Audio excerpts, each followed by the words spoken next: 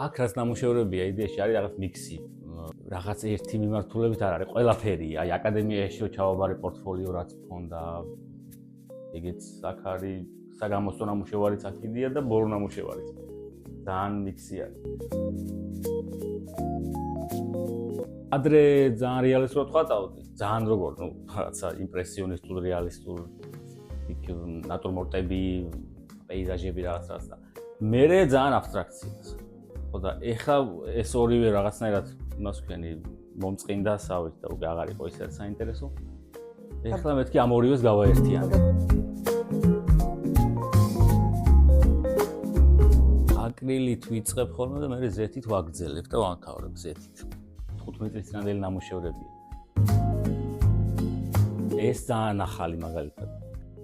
ბიზნესი მაქვს დამთავრებული ილიაში და მეორე პროფესია შეგეძლო აგერჩია სხვადასხვა მიმართულებები და ერთ-ერთი იყო ეს ხელოვნება და ხატვა. და მან ვხატავდით ბევრს სხვათა შორის ძირითადად გრაფიკულ ნამუშევრებს.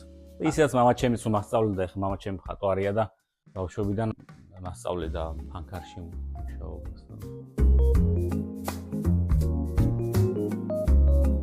უბრალოდ მე ბიზნესი რო დავამთავრე ილიაში და ვიმუშავე და მივხვდი რომ ეს არ იყო ჩემი სფერო მთლად.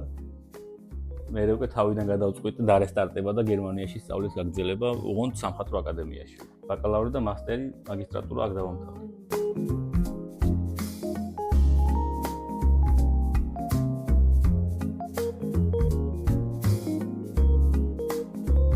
შემოქმედებას მხატვრობის მიმართულებით ჯერ კიდევ ჩამოყალიბების პროცესში ვარ რა, ალბათ ახლა ვეძებ სად შემიძლია გავაერთიანო ჩემი ეს მიმართულებები რაც ვისწავლე ერთ უნივერსალურ ფორმაში.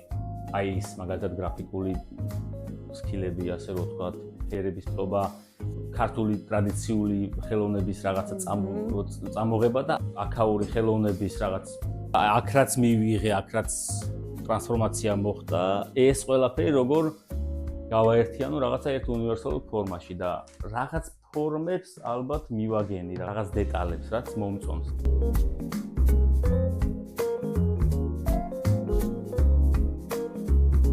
ჩემთვის მიზანი აი პროცესია ესე რომ ვთქვათ.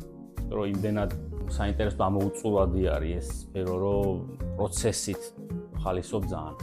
იმიტომ მიზანია რომ რაც შეიძლება დიდხანს გაიწელოს ეს პროცესი. რაღაც წერტილი არ არის ჩემთვის.